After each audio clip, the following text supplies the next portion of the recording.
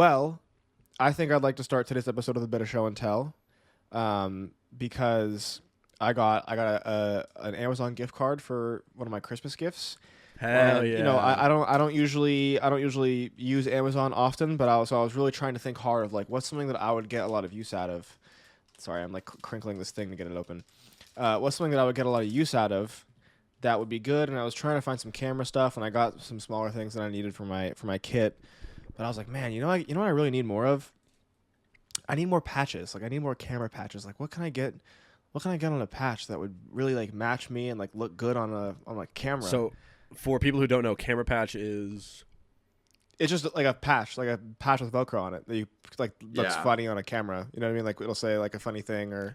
Cool. That was for the people who didn't know. You're right, welcome. People who didn't know. I got you. Yeah. Just a fun patch. I just. Like, I know exactly what it is. It's like a. Yeah, I know exactly what it is. It's for y'all. Right. No, it's like a cliche that people who like are in the camera industry, I guess, like have patches on their stuff. And so I was thinking, what can I get on a patch that really like, you know, is gonna make me look cool on set and it's gonna make people want to be like hire me and stuff. And I thought, well, what better than me? Dude.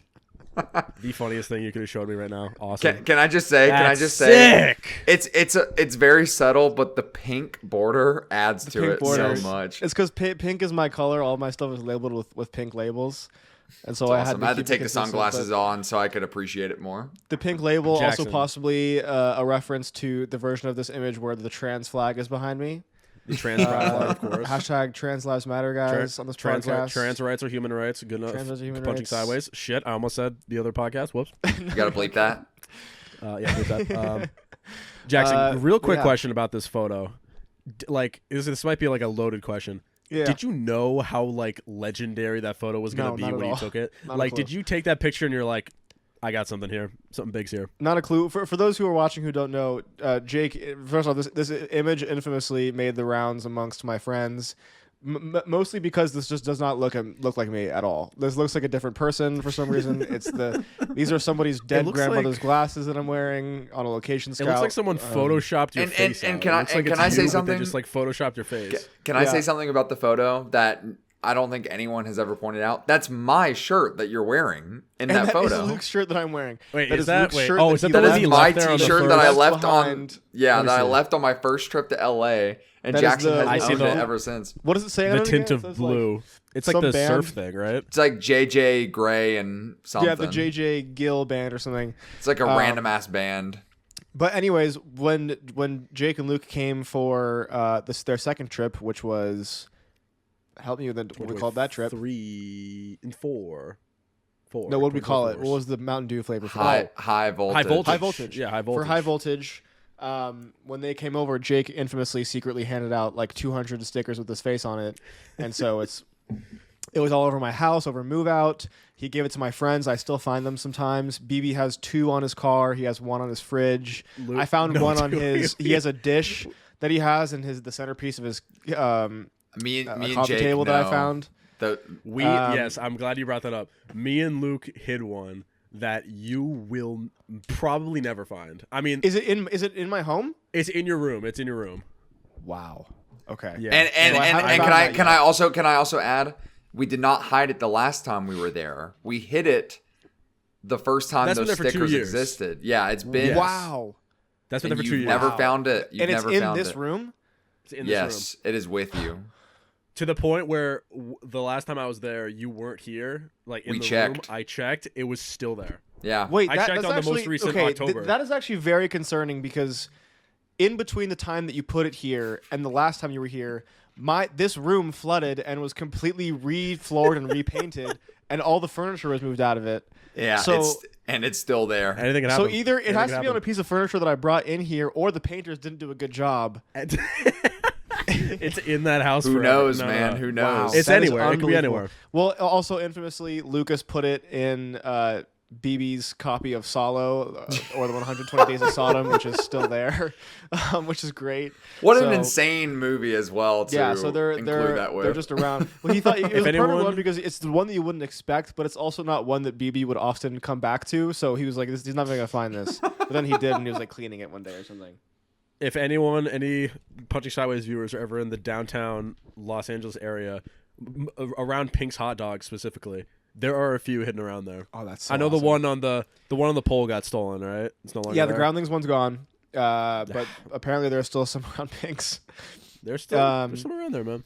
I've had people come, like, there's one in the music venue where I saw Billy Woods and Kenny Siegel. I can't remember where that was, but dude, the fucking they're just around, man. They're around. They're still all over my school's campus. Awesome. When I brought my Handycam to do footage, and Luke used some of the footage for his music video, the funniest shot of all time is in there on the beat drop, nonetheless, with all the stickers of Jackson. I did that purposefully, bro. So cool. Literally pissed myself laughing when I first saw that. Just all the stickers of Jackson, and then just it's either you or me, I don't know who, but they just slam a knife down the table. And I made sure to do it on the first snare of the song. It is on. It's on the October. To make a long story short, this is going to live in infamy in all the behind-the-scenes photos because it's going to sit on my camera, Velcroed to it, anytime I'm operating from now on. This will be with me. Kind of gorgeous, actually. Staring at me as I look through the viewfinder.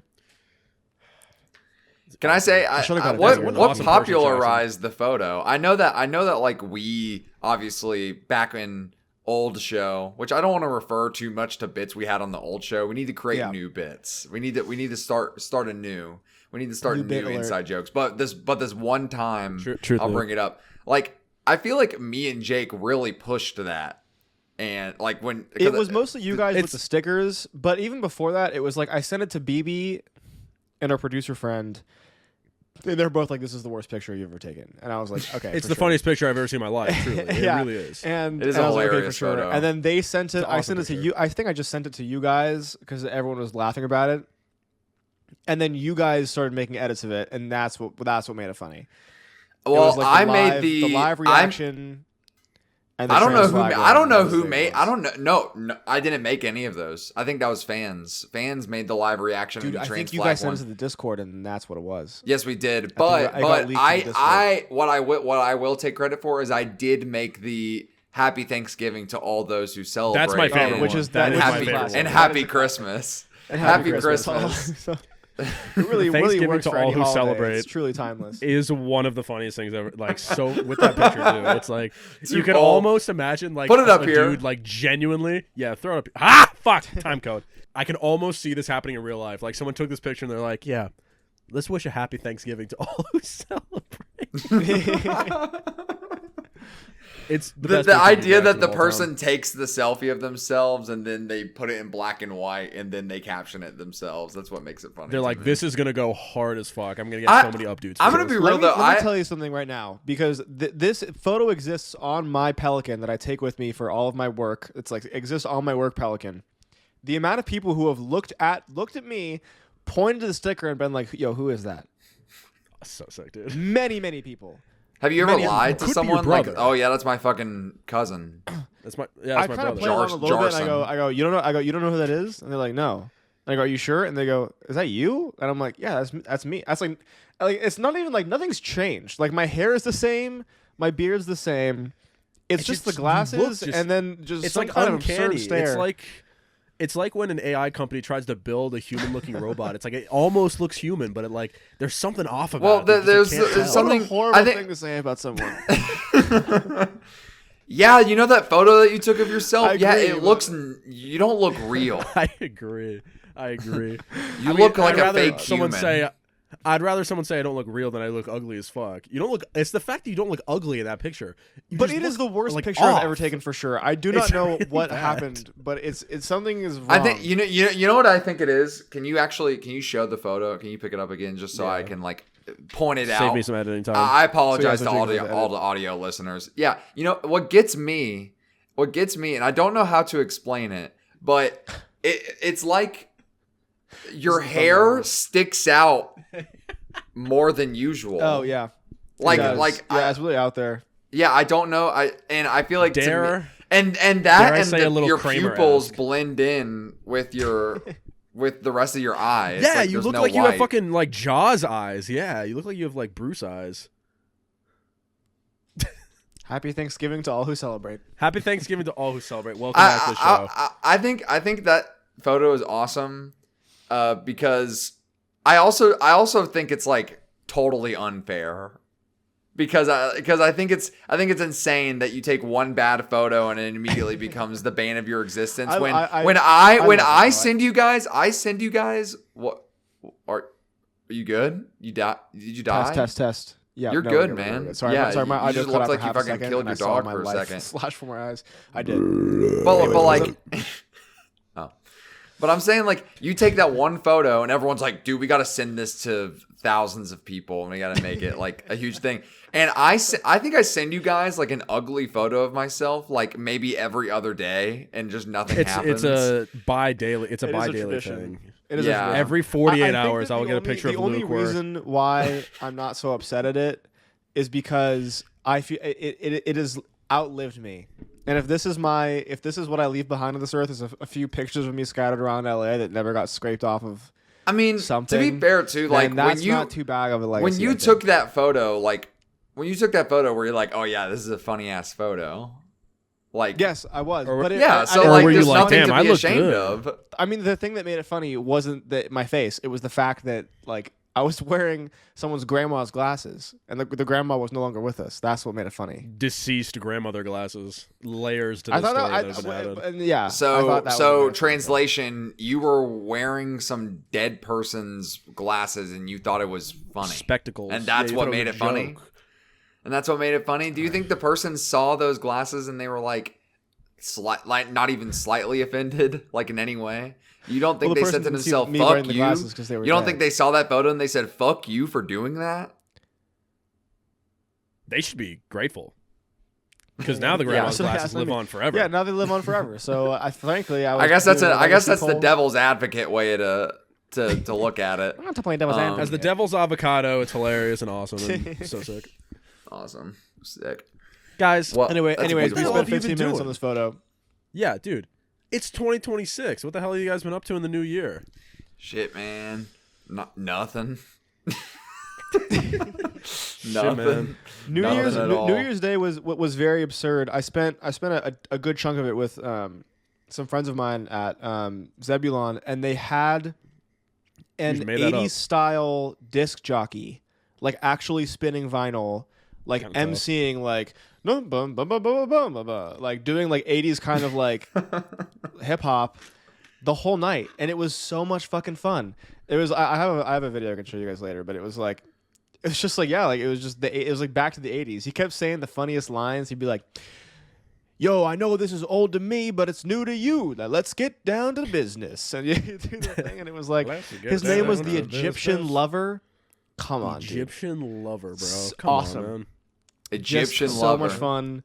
Danced for like 2 hours. So that was a fun way to ring in the new year.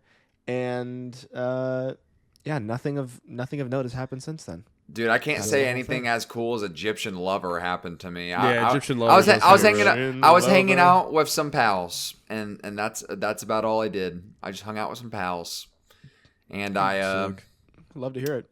And I ate snacks. I was in the city of brotherly love. Because I'm like, you know what? Let's go somewhere for the ball drop. And I was like, New York? Nope, incorrect. Not going there. No. So I was like, let's go to Philly. Go Birds! And I watched the fireworks show at Steel Pier. What, bro? No, you fuck with the Eagles?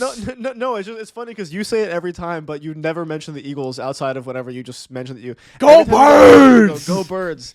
And go you Birds. Never talk about the Eagles outside of that. I feel Jake is what I've learned in the very few football, like maybe like 5 football conversations me and Jake have ever had over the 5 years of us knowing each other. I think he is a sleeper Philadelphia Eagles fan, and I have to respect that because I, as well, am a sleeper Philadelphia Eagles fan. So here is what you do if you live in Pennsylvania. My original team is the Minnesota Vikings. Weird, but shout out to the Minnesota Vikings. They are my favorite team.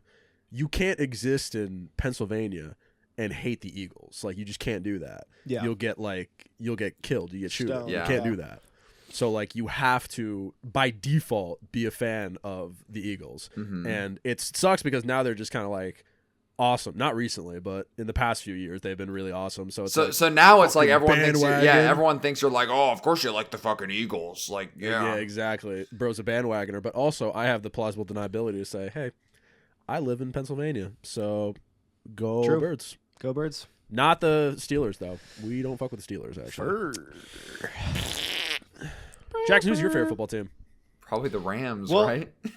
No, Oh, wait, I know who your dads are, right? Yeah, my dad's a fucking Dolphins fan, and Yeah, so the I Dolphins, feel, and bro. So again, like random. he lived in a base down there when he was younger, like a military base, and so and that was when they were like really good. It was like, what's the famous guy who played for QB for them?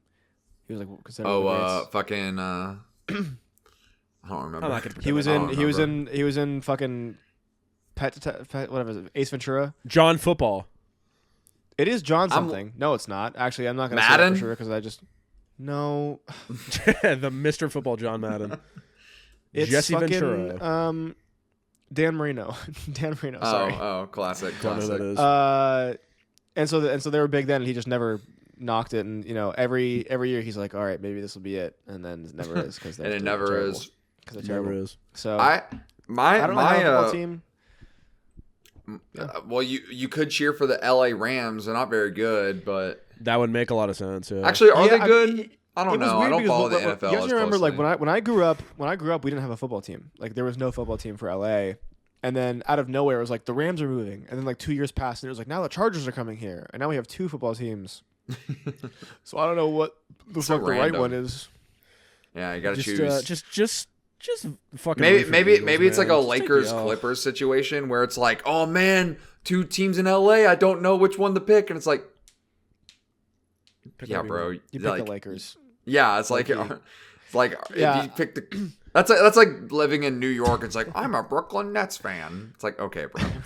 Like When I was Let's little, go I mean, Knicks. I was never big, but my family's not big into basketball. But they would take us to games sometimes. But it was always Clippers games because they were so much cheaper to cut into. no, that makes sense. It's That like makes fuck it. sense. Like we didn't have any skin in the game. It was just like, oh, it's basketball. And Well, so well, it was just, yeah. oh, who gives a I shit? mean, Basketball if you're gonna time go with to the a family. Lakers game, and I'm sure it's the same for like the fucking Knicks. It's like you try to go for any game, and it's like, yeah, you're gonna spend fucking $3 billion like for the Especially- fucking Raptors. Or you can go see the Clippers like throw a ball around for 30 minutes. Especially Yeah. if you're with the kiddos.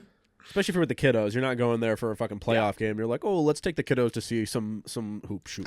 That's why I love that the Indiana Pacers are only a 3-hour drive away from me because they fucking Luke is suck the right basketball man. Because they fucking suck right now, and you can go and watch a team that you know the Pacers are going to get fucking destroyed by 30 by because Halliburton tore his ACL, and it's going to be $30, and it's going to be great. You can go with your whole we have family. lost our entire. I was just audience. gonna say that, bro. Who here is still there? Who's still listening? Are there We're any like alienating our fan sleeper? base. We're Are there alienating any? our fan Are there base. any like sleeper punching sideways sports fans out there? If so, I mean, leave a like and leave a maybe. comment.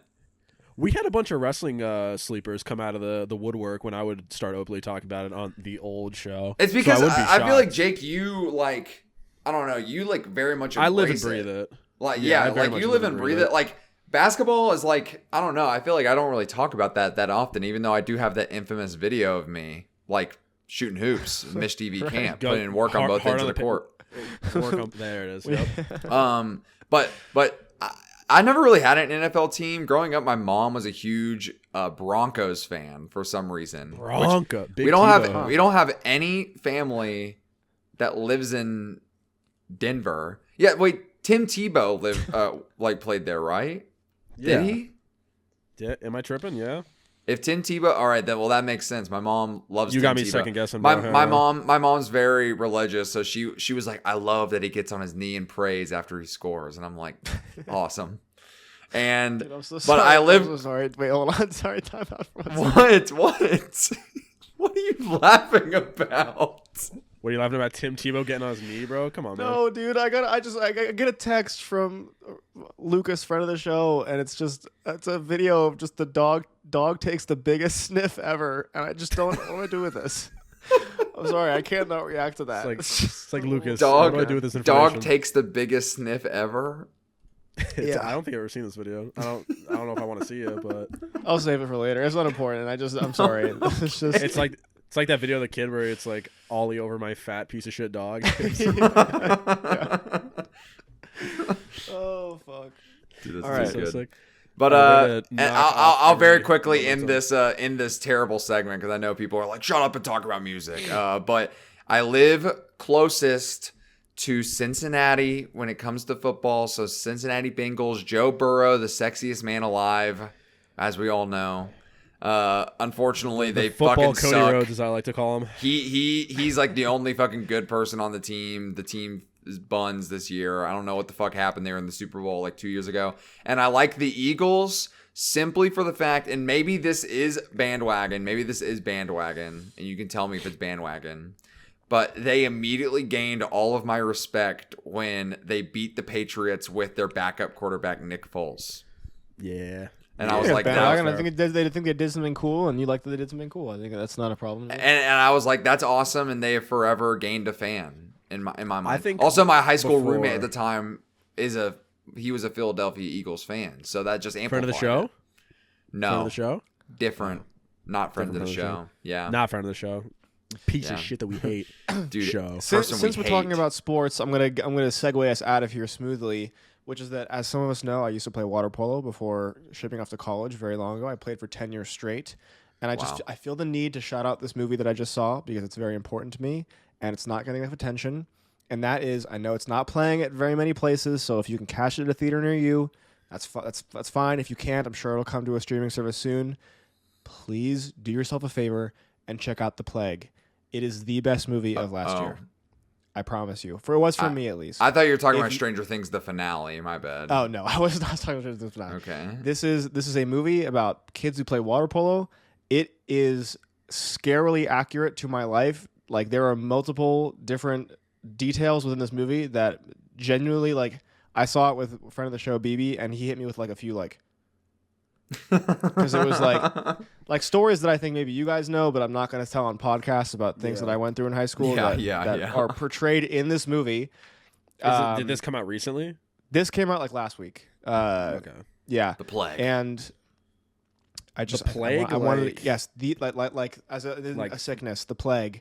It has the ending had me sobbing my eyes out. I don't know if it'll have the same effect on you guys because it's kind of a strange way to cap things off, but it had a very emotional impact on me, and I thought I'd shout it out before we move on. Googled it, and there's like a little thing on Google where it says, in a nutshell, harrowing, disturbing, and psychological. Oh boy, Jackson. It's like a very light body horror, like barely body horror. Light body horror. It's closer to like it's just very tense. Okay. It's like Uncut Gems, but like you're a kid. The Swim. It's not like Uncut Gems at all. I don't know why I said that. It's just tense. That's the fucking similarity. Dude, like a B okay, but what if it was Uncut Gems, but you were a 30-year-old guy dating Kylie Jenner acting as a ping pong player in the 1950s? Marty Supreme! There's also Marty Mauser and also Marty Mauser. Jake guys, vampire. We slightly talked about it on the premium episode last week, but Jake officially saw it, so we're going to talk about it briefly. Everyone on the show has seen Marty Supreme. We all watched Marty Supreme. I can't say Marty Supreme Christmas Day because I didn't see it on Christmas Day. I saw it like Marty Supreme is an American movie coming out on Christmas Day. Marty Supreme. It's Marty Supreme. It's Marty Supreme. I'm jerking. I'm jerking. Timmy Tim about 30. Did you guys think he did a good job on that SD Kid song? Like, yes, no? Like, what are the thoughts on that? No. You think it's cringe? I wouldn't say it's cringe. It's just like... You don't like that he's like, it's Marty Supreme. It's Marty Supreme. I'm like, damn, this guy's really trying to do a Pop Smoke impression. I gotta fuck with it. I think, look, is it my thing? No. Dude, you gotta respect the fucking PR hustle he's putting on. I respect the hubris. I absolutely respect the it. PR hustle he's putting on, dude. I respect it, and I respect it, and honestly, I fuck with the feature. I can't even lie. It's like, dude, okay, I went to see the movie so Timothy Chalamet wouldn't kill himself. I think if Marty Supreme bombs in the box office, he's gonna kill himself. I'm not joking. He put it all on the line. He really did. He did. Anyway, are we gonna hit spoilers or do we want to? Yeah, spoilers for Marty Supreme. Too late now. Spoilers. Yeah, spoilers will stop when we get to the music section because we'll just transition to the music after this. Cool. So when you see the Sound of Silver album cover on screen, that's what you skip to. It sucked. Yeah, fucking shit movie. No, I'm kidding. God, I'm not Anthony Fantano. Dude, that's crazy. I watched his video. Like he thought Did it you was see the the worst video? piece of shit movie. Like, genuinely. He fucking called hated it legitimately a piece of shit multiple times. He hated it. He literally said he hated it. think that there are some people who just need to know. Careful, Jackson. Okay, let me think. What was he about to say? Think hard, man. I think that there are some Let's people who know. Think hard. Let's get our predictions going true, man. Come on, let's get some controversy going. I think. Oh my God, week one, Luke is already right. What? Yo, wait, why? Okay, wait. Why didn't he like it? Before I say something stupid. So the he didn't like that the movie was about what it's about, because in his review, he kept being like, I don't understand why the movie does this. Like, Marty constantly talks about how he loves ping pong and how it's his entire life, but yet he doesn't ever sit down. Like, he thinks it's just some God-given thing that is given to him. And I don't understand that. You don't ever see him put in the work for the ping pong. It's like, yeah, that's the fucking point. He's complaining about not having a backstory on why Marty loves ping pong. What the fuck? That was like a big. That was like a big criticism. That was like a big criticism. And of course, I feel like it was I don't know, implied. I thought he probably trained a lot. I don't know. Look, perhaps everyone's entitled to their own opinion. That is a very, very, very, very, very stupid reason to not like a movie. That's about the he was like, I'm the only like still Twitter user here, unfortunately, dude. People were like clowning on him about it. They were like Fantano, I respect you, but like you literally like just missed the entire point of this movie. Yeah. And he was like deep in the replies, just being like, no, actually you're wrong, for like going in on people and just like continuing to be wrong. Just over and over like we said, again. we're in the spoiler territory. I think that if you don't like the movie because you, say it again. No. Okay, I think that if you well, fuck, I just forgot what I was gonna say. Oh, if you don't like the movie for that reason, that's fine.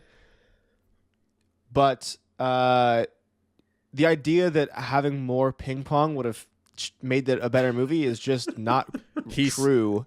From for like you, every possible He angle. also said that he thought the shots of them playing ping pong were really boring. He said the shots could have been shot. Oh my god. Yo, he's like, put the Challengers fries in the was fucking shot bag. really well. Dude, put the record in the fucking sleeve, bro. How come they couldn't shoot it like how Challengers shot the tennis matches? Possibly the best camera operating I've ever seen in my life. It could very possibly could be. He also was alluding to it being like, I don't want to use the word dangerous. I feel like that's not the right word, but like, where he's like, he doesn't think people should. It's bad that people are like idolizing. Like, man, look how cool Marty Supreme is. No like, one is doing that. Character. No one thinks he's cool. That's the point. No one thinks he's cool. There are multiple scenes in the movie where I'm like, wow, I hate this guy. Yeah.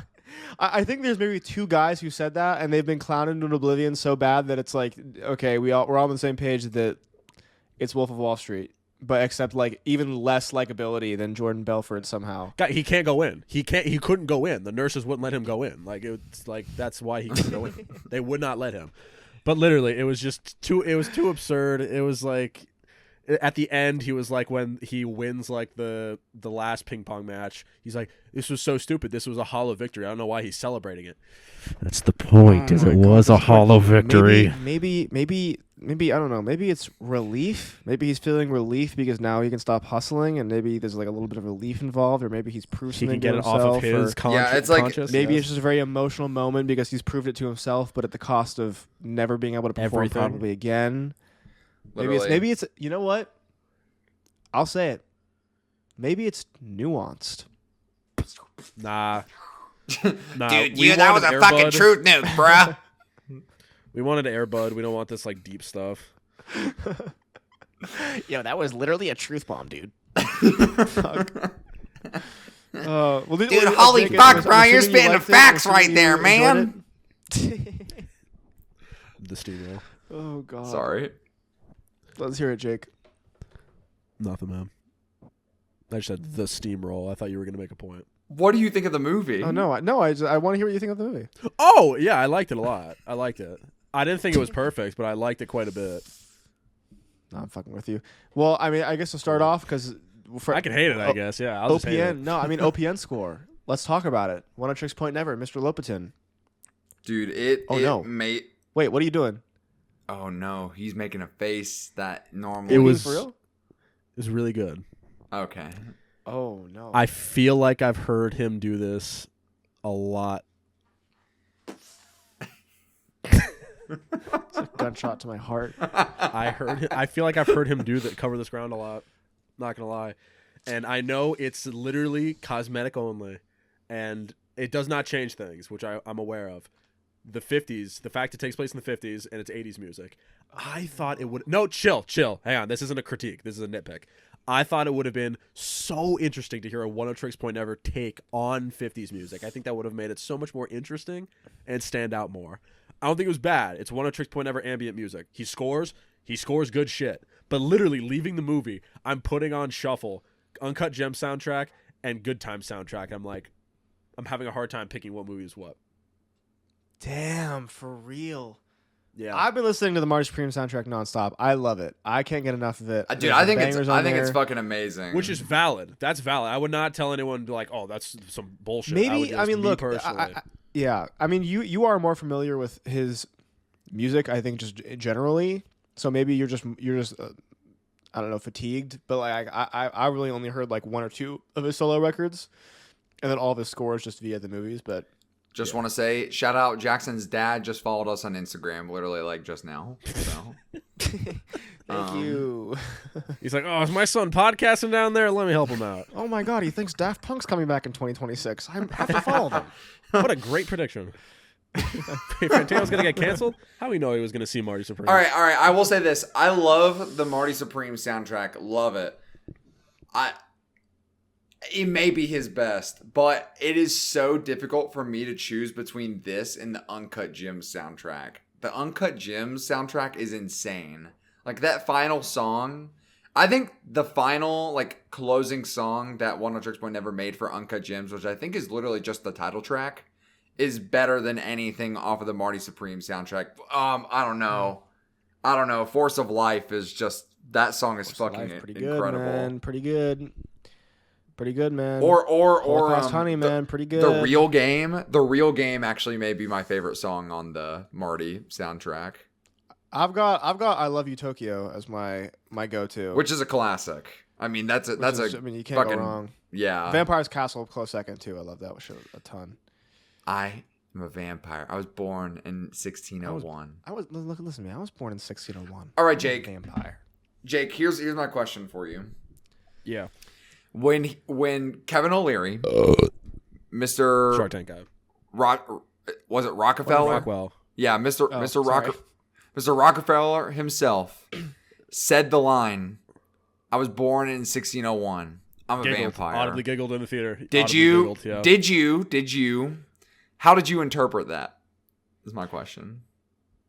My interpretation was, I've been around for so long, I've seen it all. He's just exaggerating his age to be like, yeah, I've been around, I've seen it. I'm a vampire. I've seen every single version of a Marty Mauser before.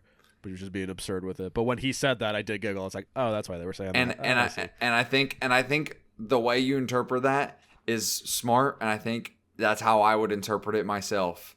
Except for the handful of people out there that for some reason took it literally. I've read things online and invariably stupid. I've read multiple things where it's like, no, I have, like, he was very clear that he was a vampire and that he was said born. It in the movie. He wouldn't lie. This is a documentary. This is based on true events. I saw a clip too that was like, apparently like 1601 is the year that the East India Trading Company was founded.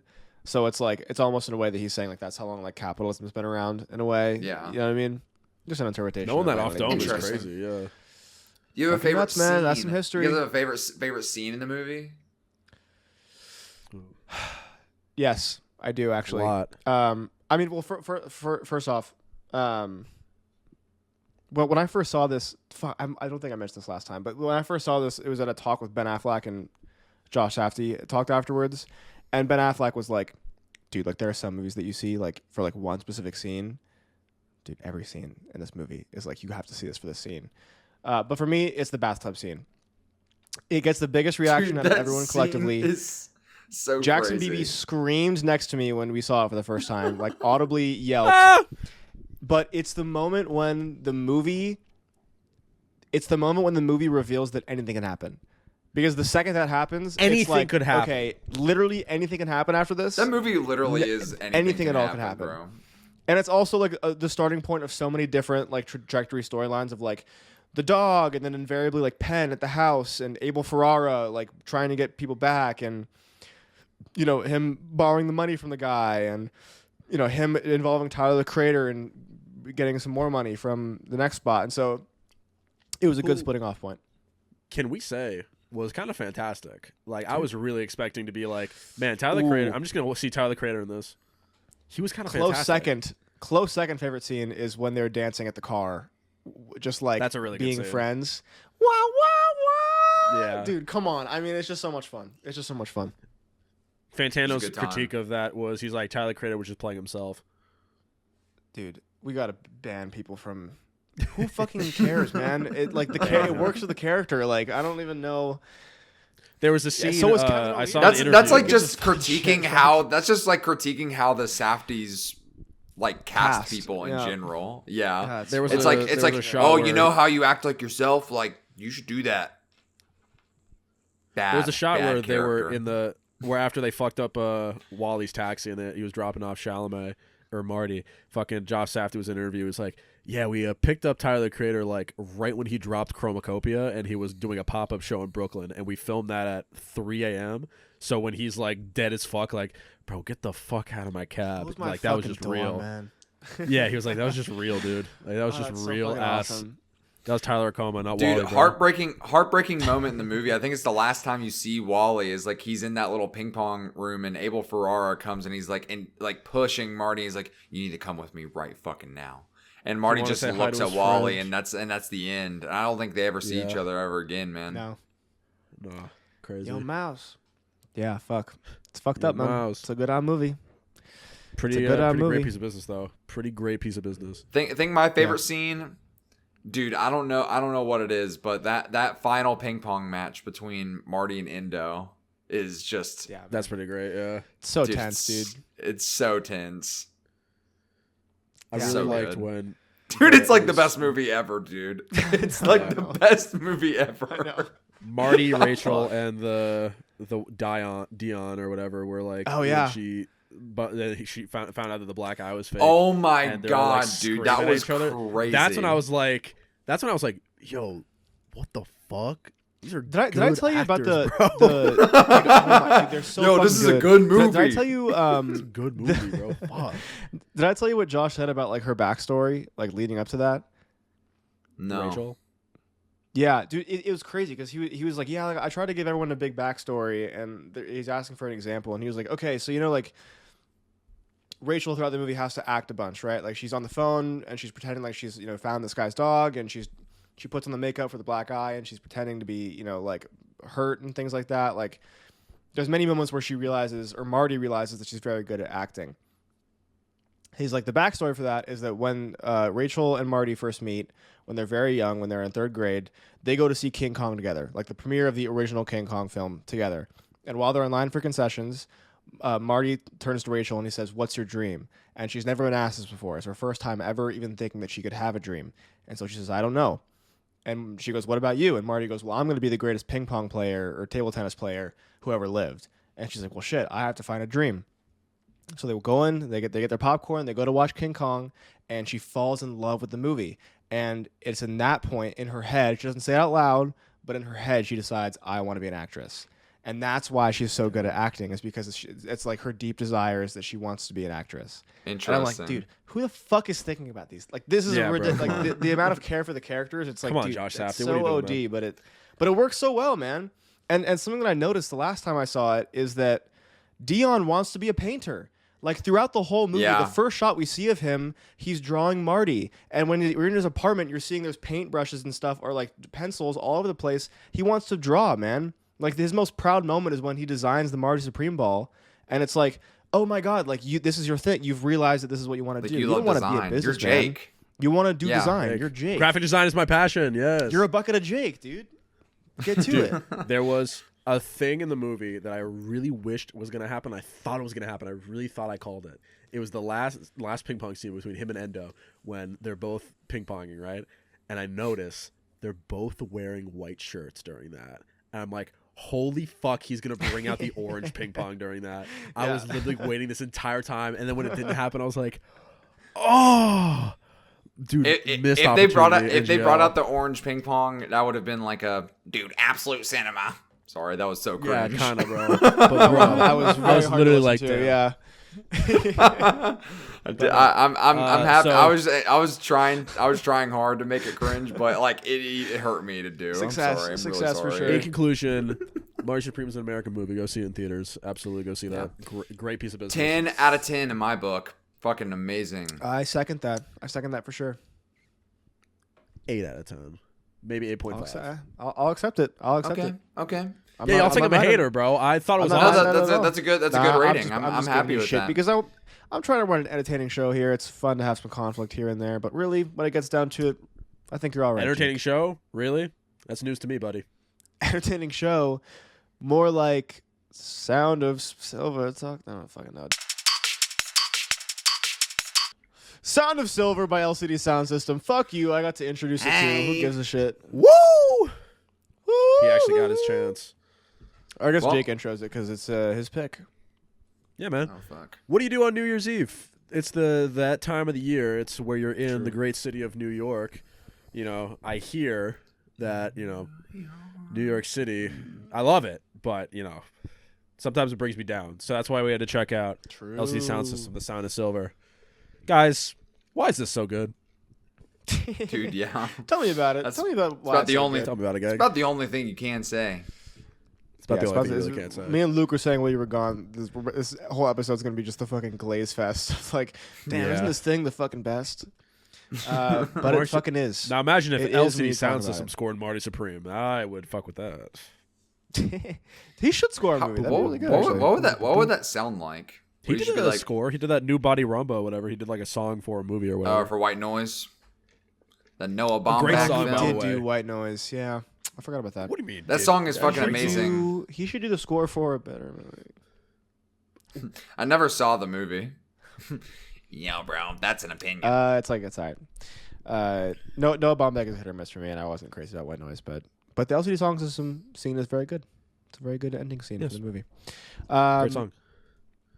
Who wants to start off with talking about this one? I mean, I guess we've all heard this album, and I feel like going Yes. track by track is not going to be the ideal way to talk about it, just because I feel like I want to talk about this album encompassing. So like, Yeah. well, I'll start with you, Jake. What led you to choose this album for your musical chairs pick? Well, LCD Sound System has always been like a band where I'm like, they got some really great bangers, and I would just kind of have them on as like, oh yeah, they have good stuff. But only recently when I did my video about creativity about a year ago with the story of James Murphy, I was like, wait a second, The Sound of Silver is a fucking incredible album. Holy shit! Wait a second, this guy might be onto something. I love his mix of quirky lyrics. I use quirky in a non-ironic way. His quirky lyrics and like the synth punk sound, like it's like poppy. It's like He does have electronic, but like it's that also, quirky like, white organic. about him. in the He's lyrics. very quirky white about him, and the fact that he was like late 30s when this came out, maybe mid to late 30s, maybe 40. I'm not too sure, but like, bro was putting this shit out, and I'm like, damn, everything about this is just so catchy and addictive. I'm like, this is literally the like, if we're looking at a Venn diagram of like music Jake likes, music Luke likes, music Jackson likes, LCD Sound System's right in that little Venn Circle. diagram, right in the middle there. Yeah. It's just so fun, and I was like, you know what? It's a great album, and ball drop New York, you're bringing me down. I was like, let's hit that shit. Yeah, I feel like that's an inspired reason, my friend. It's good. Absolutely, thank you. I think one thing about this album that I feel like is probably the easiest to argue from out of like all the three, like, I'm not counting American Dream. It's a decent album, but like we're talking about the main three like the heavy hitters, right? I feel like Sound of Silver is really the strongest, and it's like sequencing. This thing flows, man. Like every song, like I can't imagine any other song on this album going in any part of the track list than where it is. Like I feel like All My Friends going into Us V Them just like that is one song to me. Like I listen to those back to back, and I'm not only listening to one. You know what I mean? Like I have to, and then I end up listening to the whole fucking album because of fucking course. So. Yeah. All My Friends is such a beautiful song. Dude, it really is, man. I was a late bloomer on this one. You guys were on the LCD train earlier than I was. And, I tried a few tracks here and there, and it was never really my thing. I think Younger Me was very much like 9-minute song. It's one chord, and it's not like huge like Swans. Like, get the fuck out of here. Get the fuck out of here. And, but I've told a story before, but on one fateful night a few years ago when I was... like 2 years ago, I think now, I was working a late shift at the pizza place where I was delivering pizzas, and I was closing up for the night, and I was in the dish pit, and the best boss I've ever had in my life, very kind man, was like, I'm going to put on Sound of Silver by LCD Soundsystem, and we're going to listen to it together while you do dishes. And I was like, great.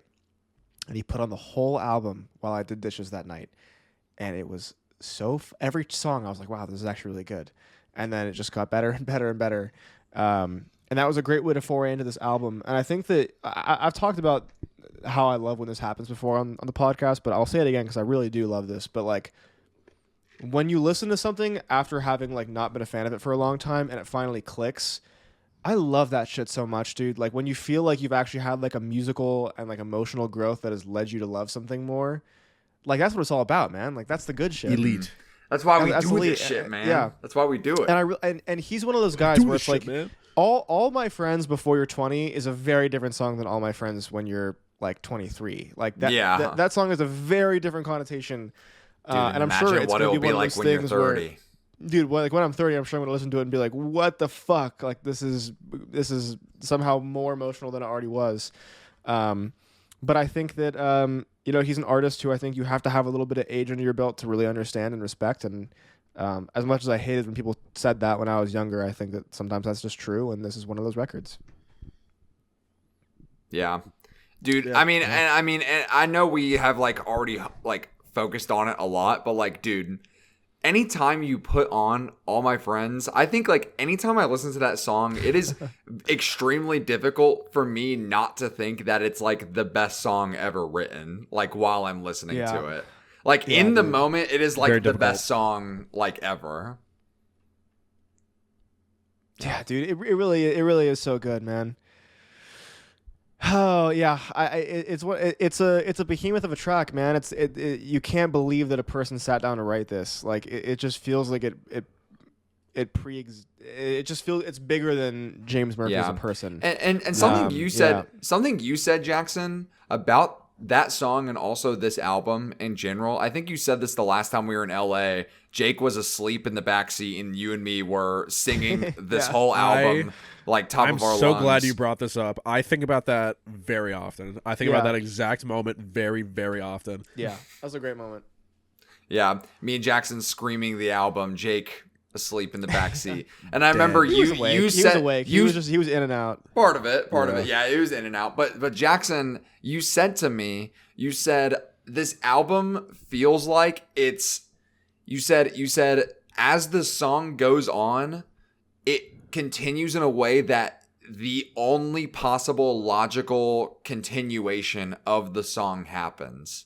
Like you essentially was like, you were like, the song sounds like it could have only, like when he was writing that, there was only one option. I think I said it sounded like it's like he's discovering something that has always existed. Yes, where it's like, yes, this has always been that way. Yes. Like, and then I changed the chord, and it's like, well, that's when you change the chord. This has to happen right there. It's just perfect. It's like it always has been. Yeah, it's like this album always has been that way. It just took James Murphy to be like, oh right. It's like digging up a fossil, but he brought it out into the world. This is a tight record, man. It's only 9 songs. Like it's hard to forget because it's it feels like such a undertaking, but only 9 tracks, man. And like I'm looking at the tracks I list feel right like now, and it's like they're all incredible. The more that I've listened to this album, I feel like it flies by now. Like I put it on at work to listen for the show, and like I finished the album, and I was like, oh shit, like I still have like 2 hours of my shift left. I was like, I thought this was gonna like last me the whole rest of the fucking day. When Yoas puts this on, bro, you're like hearing the songs, you're like, it's time to get away, and you're like dancing and jamming, and then you're like, someone great. Oh fuck. Oh no. Is he okay? Like, Mr. Murphy. Yeah. It's just like there's too many songs on here to be like, oh, this is my favorite, but like there's just, can we hit a top 3? Can we hit a top 3 for everyone, or is that too hard? Yeah, I can definitely do it. It's difficult. I'm gonna try. I'm gonna try my best. I think if I had to do top 3, I think I'm going. Oh man, I think All My Friends is 1. I have to put it at 1. And then I feel like what's gonna be the most controversial is the song I don't include on here. But going 1, 2, 3. All My Friends 1. I'm going to say Sound of Silver 2, the title track. Interesting, yeah. And then I'm going to say Us v Them 3. That's my top 3. Yeah. Jackson. So my number 3, I'm going to give to Get Innocuous. My number 2, I'm going to give to All My Friends. And my number 1, which will always hold a candle in my heart, this song just rips me to shreds, is New York, I Love You, But You're Bringing Me Down. I mean, arguably one of the great album closers ever. Like, it is unbelievable how, like, finalizing this track is. The first 2 are easy, but the last one is kind of hard for me. Like, 3 is the difficult one for me. Yeah. I think 3, I want to do Time to Get Away, and then Someone Great 2, All My Friends, number 1. Someone Great is so good. There's really just no wrong answer. Someone Great is one of my. Can we get a little absurd? Can we get a little controversial? The weakest song on the track list? I have my pick. I also have my pick. Mine and I think too, you guys are and going to be mad at me. It's not. One of you is going to be really mad at me. It's still a great song. Like this might be a perfect album. Like genuinely. So it's very hard to say. But if I had to pick one weak point, it'd be Watch the Tapes. If I had, if I gun to my head, I was gonna say Watch the Tapes. Like if gun to my head, they were like remove one song off this album. I'm saying Watch the Tapes. But Watch the Tapes is still awesome. Like it's still an awesome song. Incredible track. Yeah, it's still an awesome song. But if I had to get rid of one, Jake's giving me the eye. He's about to say something fucked up. He's gonna say I'm gonna say something a little fucked up. I'm going to say, I'm only saying this because I think that there's a version that sounds very similar on this same album that I think is done better. I think Us versus Them might be the weakest. Ooh. Really?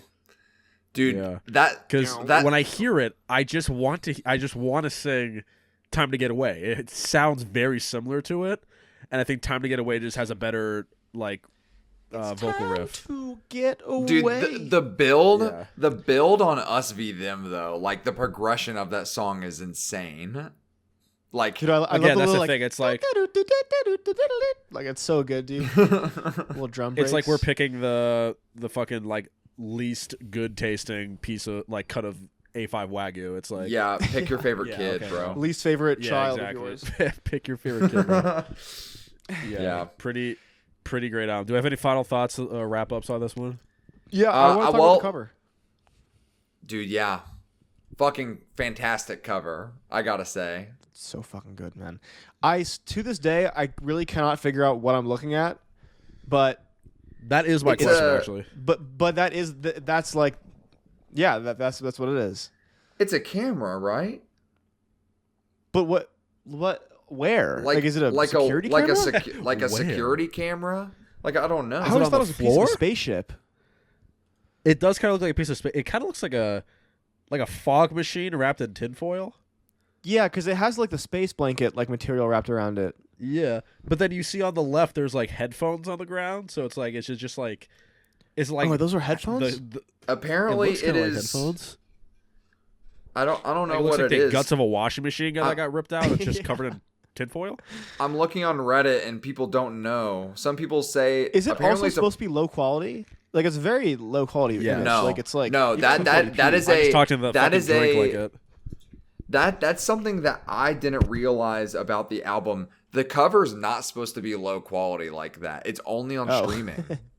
Yeah, it's only on streaming. Also, can I just say, I think the label did this, so I'm not gonna. Yeah, it's really high quality on the vinyl. Yeah. I think it's just a streaming service thing where they've never fixed it for some reason. Weird. One thing that I have to be like, Apple Music, fuck you for doing this, dude. The "This Is Happening" cover. Have you seen it, Jake? It's fucking AI generated. Like Apple did that themselves. Oh bro. no. No, get out of here! Shut up. It's like an animated cover where James Murphy like stares at you. Dude, the live reaction. No. It's like so terrible. James Murphy live react. I don't know like what happened. You talking about this? Oh, do you have animated album artworks off? I don't think I have it on. I feel like I would kill myself if I saw that. I turned it off because it pissed me off so Instant bad. suicide. Yeah, I don't think I have that on. No, yeah, scary. One thing. How have you all like delved into any of his other albums? Like, Dude, no. Which is why it's so shocking because I'm singing this album's praises and I really have not given any other record of his a chance. all right. Let me tell you. The heavy hitters. This Is Happening. This Is Happening. Everyone says that's the one you got to listen to. Like after Sound of Silver. Wow, what an awesome poster, man. Space. Oh, that's so Is fucking it a cool. helmet? That Is so it like a cool. space helmet on the Oh, it cover? could be. That's a dude. And that's the moon. That's a dude. So it's got to be on the moon. Maybe it's the space thing on the moon? Maybe. Huh. Dude, what an awesome cover, regardless. But dude, Yeah, maybe very hot take. Because a lot of people are like, This Is Happening is like, they're like, that album is fucking amazing. It has Dance Yourself Clean. It has fucking Dance Yourself Clean's so good. I Can Change. It has fucking Home. Home is like a top 5 LCD Sound System song, in my opinion. But I personally think Self-Titled is like right up there with Sound of Silver. It's way more bloated. It is way more bloated. It's like an hour and 40 minutes long. It is like insanely long. But if every song clicks with you, which pretty much has for me, it's like the best album fucking ever. It is insane how good it is. And I think Beat Connection off of Self-Titled, Beat Connection is just the better version of Us v Them, in my opinion. Interesting. That I mean, may be a Losing My hot Edge take. is like generational. Losing My Edge is his best song. I really think it is. Actually, no, because all my friends exist. Yeah. There's so many that it's hard to pick, bro. That's how it's. There's so many it's hard to pick. I mean, he's a great. Well, all right. I feel like we've been riding enough. I feel like it's time to throw a rating at it and give it a rest. Final thoughts. Shit. Guys, I'm going to hit it with the strongest of 9s out of 10. The extremely strong 9. Like, if Watch the Tapes like clicks with me one day, this will easily become a 10. I agree pretty much exactly. I'm also going to give this about as high a 9 as you can. Ladies and germs, clean sweep on the pod. 9 for me too. Wow. Yeah, clean Look sweep. at that. 9 for me. Well, all We right. love it, man. We love this shit. Classic. Guys, well, whose turn is it? I guess we all agreed the first week, so it's either me or Jackson. Yeah. I'm thinking of a number. Bjork was between- my idea, so no. Bjork was my recommendation, and we all agreed on it. So I'll let Luke pick this week. All right, brother.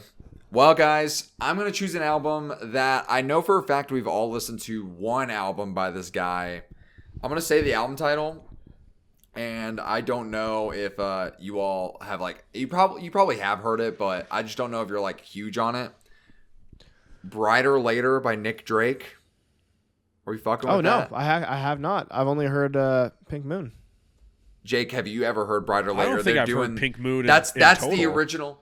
You've never heard Pink Moon in full, dude? Oh, this is the Boris cover. Yeah, this is the one that Boris ripped off for their own cover. Oh. Yeah, Brighter Later. I think many people consider this the weakest of his 3 albums. With that being said, people still think it's fucking incredible. But I actually think this is right up there with Pink Moon. I think it's that good. And I've been listening to it a lot lately. It's really good fall weather. Of course, it's not fall anymore, so I don't know if the vibes will be right for you guys, but this is a fucking amazing album. It's been raining here for all week, so this will actually be perfect. Perfect, Jackson. You can get ready for the flood of a lifetime while you listen to this Dude, exactly.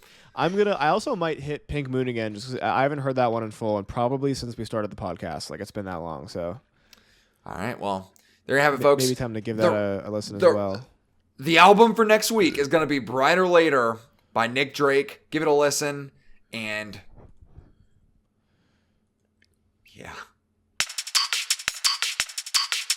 Okay, so episode 2, last episode we did 2026 predictions. We're currently on the way to get Fantano canceled, which he very well could.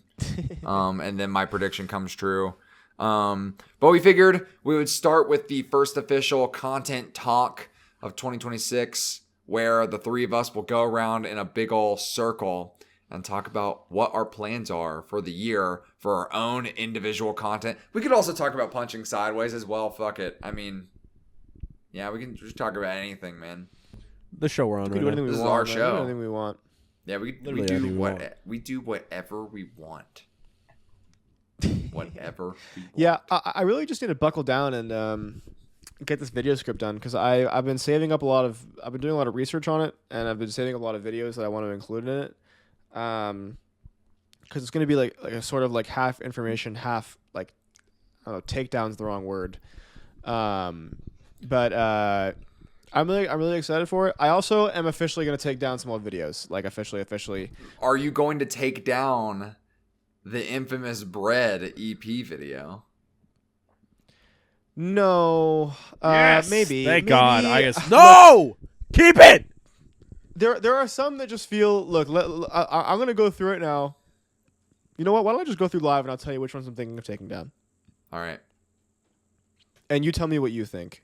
Well, Okay. I'm gonna say no to all of them because we're all biased. We're like, I watched that whenever we were all becoming friends for the first time. Try to be critical. Oh my God, how am I just fucking terrible at this? I'll also give it a brick. I'm not sure if I'm gonna remember the details of all the videos. Okay, I'm going to take my what makes a rap legend video down. I don't know why I'm speaking out about that. I am going to take down. This white high schooler is going to tell you. Yeah, these 3 white boys are going to save hip hop.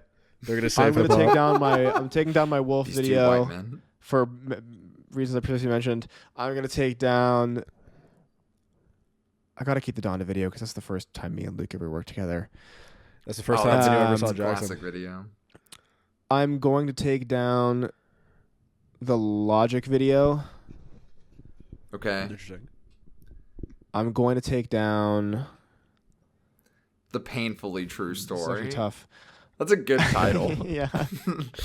I'm going to take down probably the David Diggs video. Renaissance Man. I just don't think it's that good. What about 1 year later? You leaving that up? That's still up. I'm going to take that down. Well, and then just honestly just any update videos. Oh, I'm going to take another. wait, what's the one where you what's the one where you absolutely slobbed me about Armor? Keep that one up. It was like your year-end awards or some shit. Music in 2021. Yeah, year interview. Yeah. Oh, I'm going to keep Sick. that. That got kept. That is the ones on here that you think as like a person who's close to me, you're like, you probably take that down. I think all the ones that you mentioned, I would probably like. Is it better for me to unlist these or privatize them? Private them. Well, it depends. If you never What's want the people difference? seeing it at all, do private. Because you can share private videos with people, I'm pretty sure. It's a little bit of a complicated task, but you can do that. Unlist, it's like that forever lives in people's playlists, like all that stuff, so. It's up to you, though. There are plenty of Now that I'm looking at it, make sure you update your channel page, buddy. It still says old show name for the pod. So I actually just updated my YouTube channel to say Punching Sideways. Wow. Wait, where does it even say go. that? I don't even know where you're looking. Just like your home tab. Just like yeah, the I am page. too, but I don't even see the links where? probably. I don't know, man. It's just under I don't channels. see. I don't fucking see anything, dude.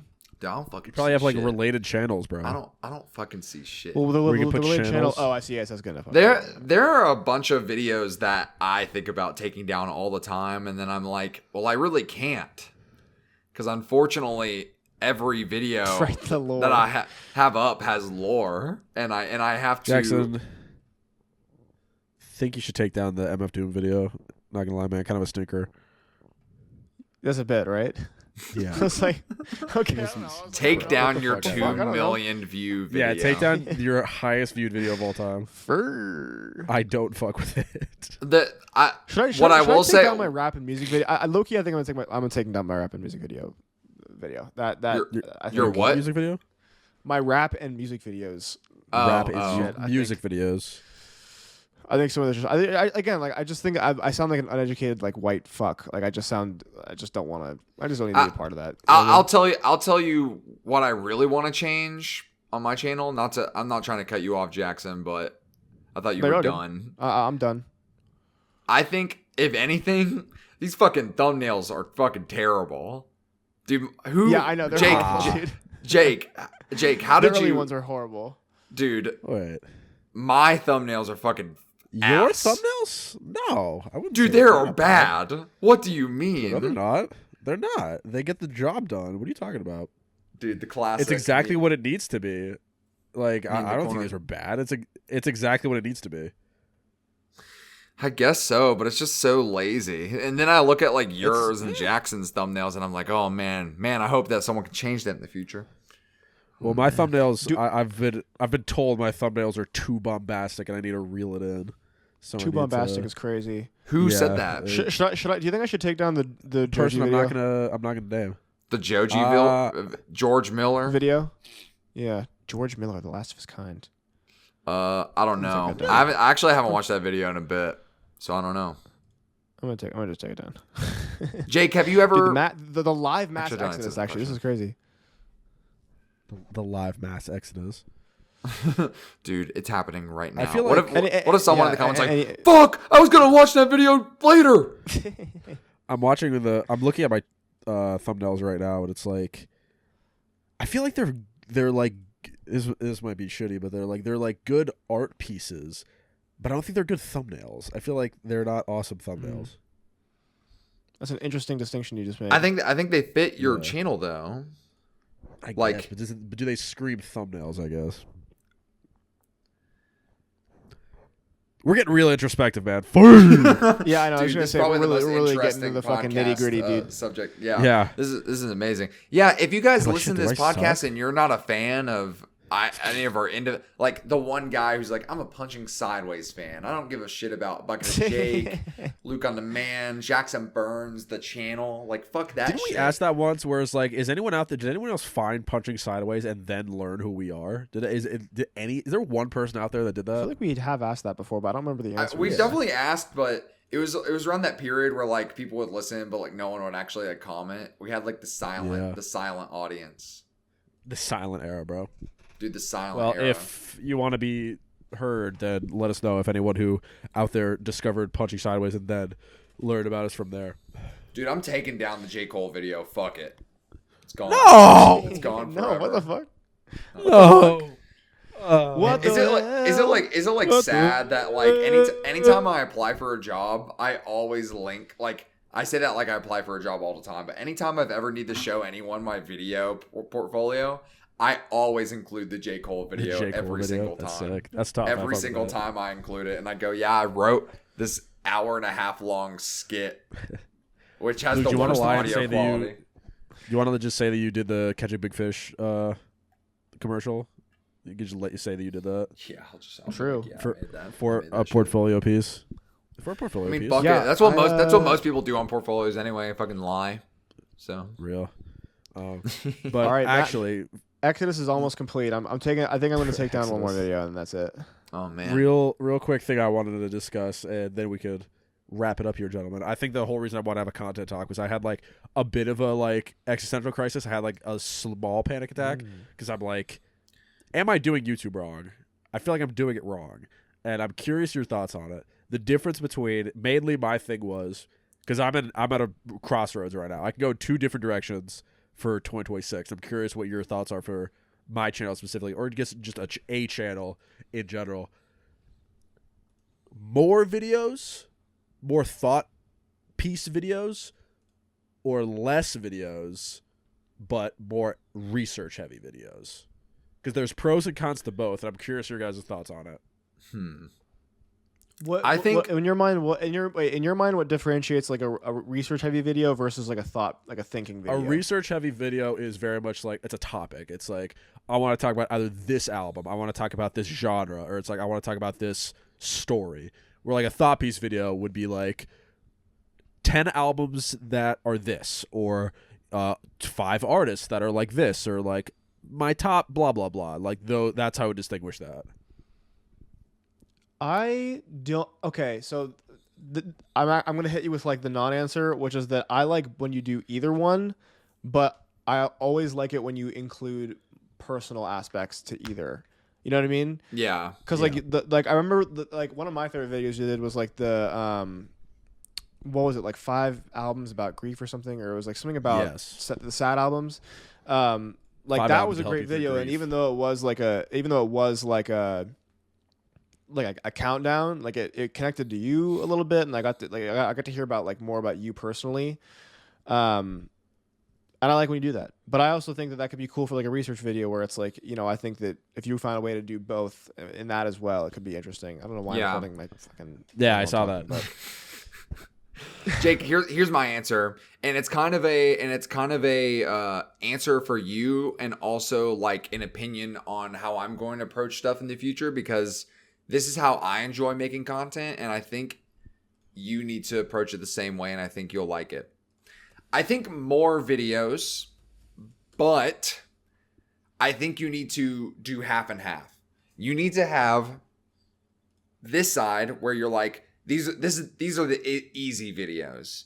We can say what we will, how like every project we take on for a YouTube video is like, I'm working on this crazy script, or I'm taking down this crazy thing, or like I'm talking about this massive thing or whatever. But at the end of the day, I think I get a lot of creative fulfillment just putting out a fucking podcast every week. You know what I mean? Just because I like sharing stuff that I made and getting it out there. And I think the same goes for main channel videos. And I think, and I'm saying this because I'm going to be taking this approach, and I think you should as well. You should have your passion projects, and you should have your videos. Your videos are like the ones that you know you can make quickly, consistently, but you're also going to have fun doing it. So that could be like, I don't know, maybe you spend the day and you write down on a piece of paper like a bunch of very easy topics that you could talk about that you think would be fun for the channel. Like maybe it's like 5 post-punk albums that I really love, or like something like that. And then while you're making all of those, you can consistently make those. You have the passion project that you work on at the same time, and that's the research heavy video. And I know that sounds like a lot because I'm essentially saying work on multiple videos at once. But low key, now that I've been working at my YouTube job and I kind of have to do that, it's kind of the way to go. Because if you are constantly focusing on one passion project, and subconsciously you're going to take way longer doing it, because you're going to be, at least I have done this in the past, you become a kind of a perfectionist over it, which is kind of unhealthy, and it kind of halts you.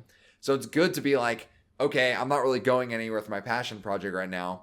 I'm going to work on this video that I know it's going to take me just a couple days to do. And it's like, it could be like an artist discog, like dive or something like that. Or I don't know. It can just be. I think this could break off into 2 subcategories. But my fear is if I work on a passion project, which I'll say your answer is probably correct. It's to do both with the time that I can try and find. But like the correct answer is do both. But my fear is if you work really, really hard on one video, because I was kind of leaning on more like the big videos, and do less frequently. But then if you lean too heavy on it, then you're gonna have, and the video underperforms, you're gonna have 2-3 months of like circling the drain because this video that you thought was gonna be awesome and you were really passionate about and took a long time to edit is like a flop. That's like my fear. Worst feeling ever. Yeah, but 10 out of 10 is like worst shit ever. Shotgun, especially on a video you thought was gonna kill. Like, I'll get a little real. The why do we cry? The why do we listen to music that makes us cry? I thought that was gonna be 1 out of 10. Like, I thought it was gonna be a banger, bro. It was my least good performing video of the year, and I don't know why. I literally I could have put all my eggs in that basket, and be like, yeah, that video was gonna do great, and it didn't. And I was just like, fuck. That's exactly how I felt about Liking Things Sucks now. It was the same thing. Like, it didn't even crack 1,000 views. And I was like, wow, fuck, that's bad. That's about as bad as it gets on my end, where it's like, okay, fuck. Like Jake Novak video did better than that. What the hell? Dude, Liking Things Sucks now is a fucking banger, though. It's a great video. Like, looking into my channel, I'm searching by top. Like, is the answer I've just been talking about the wrong things? Because all my top channels, I sound like I'm gonna cry. By the way, I'm not. I'm just so stuffed up. Like, no air. For audio listeners, Jake is holding back tears every word. I'm in shaking. He's like, I got a 10 out of 10 on the YouTube studio, dude. I'm gonna. My top videos of all time are like sad album, an album, a video where the artist died. Experimental hip hop, cursed album found in a fucking abandoned building, Giles Corey. Like, all these are like, am I like talking about the wrong things? Should I be doing rate your music core interesting story videos? But it's like, I can't do that all the time. I would just be in Depressionville constantly. Yeah. I mean, look. I mean, I'm in the same point I'm in the same shoes in the sense that my booty hole high school final project got 2 million views. What? You know what I mean? That was the first thing. And it's I've been trying to figure out how the fuck that happened for about 5 years now, and I cannot recreate it. No matter what I do. I did the bullshit video essay, white teenage kid talks about hip hop thing for a while. That didn't pan out. I tried doing more radio music Discog dives. That kind of worked out for a little bit and then wasn't fulfilling anymore. And now I'm trying to do the actual video essay, I guess, type thing where it's a little more personal, and that is definitely not working out. But I'm not gonna do anything else because I'm not gonna go back. I think one thing that we all need to admit to ourselves, because it is true, and I hate to say it, is I also think a big thing is just consistency, man. That's what YouTube algorithm likes. They just love people who can upload and upload and upload. Yeah, and unfortunately, you just can't do that all the time. You don't have that. But then again, it goes to the thing is does YouTube reward consistency, or do the people want more heavy, thought-provoking videos? Yeah, that's the problem, because then you see people like Defunct Land or types things like that where it's you get one upload a year and it's a hit and everyone's talking about it, and it's what the dick? How did you pull that off? That's crazy. I do imagine also it's a 4-hour fucking project, but still. Yeah, imagine you're H Bomber guy and the video you're working on for 2 fucking years just shits itself. That's true. Dude, imagine. Unironic nuke, bro. Fuck. Dude, imagine if H Bomber guy came out with that fucking plagiarism video and it got 10K views. I would kill myself. Yeah, no one give a fuck. Dude, holy shit. Fuck. That's his most viewed video on his channel by a lot. And bro has all it's a the fucking great eggs video, in the dude. YouTube It's basket. brilliant. Okay, all right. Can we be real?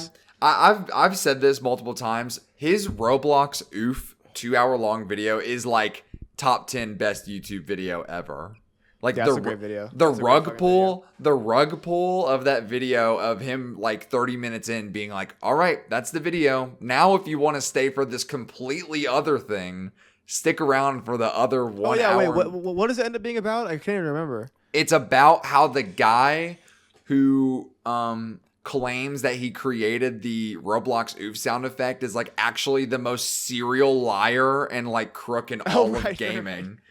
Dude, it's the most it's the most insane fucking rabbit hole ever. I totally forgot about that. That is dude, crazy. It's nuts. Yeah, dude, damn. I may rewatch that tonight. Holy shit. Damn, That's H a Bomber guy has good not released a video. video in 2 years. That's crazy. It Yeah, just it's been a minute. passed the 2-year mark. Fuck. Wishing him well. I hope that he's got something cool on the way because that would be great. But Yeah. yeah. Anyways, TLDR, I guess. Oh, yeah. Well, Luke, actually, we didn't even give you a chance to say anything. Oh no, you're good. I was just gonna say, I mean, let's be real. I've been fucking gone. Like I've not been an actual YouTuber for like years at this point. I made that one final collecting video, and then I was like, okay, that's about it. So I'm looking to make a comeback. I've proposed an idea to these guys that I'm not gonna say. I think it would probably take a lot of work to do, but I think if I came back and did it, it'd be cool.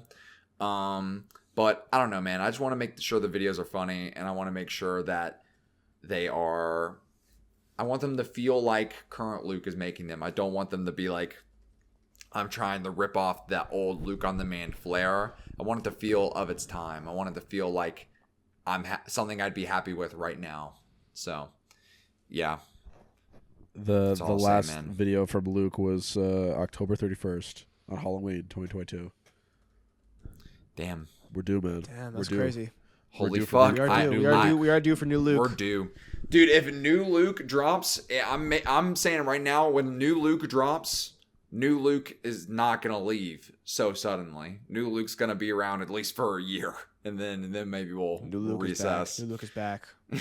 But yeah. Here, let's wrap this up by throwing it to the viewers. What are your thoughts on like quantity over quality for YouTube? True. I'm curious. Would you guys rather have a more consistent?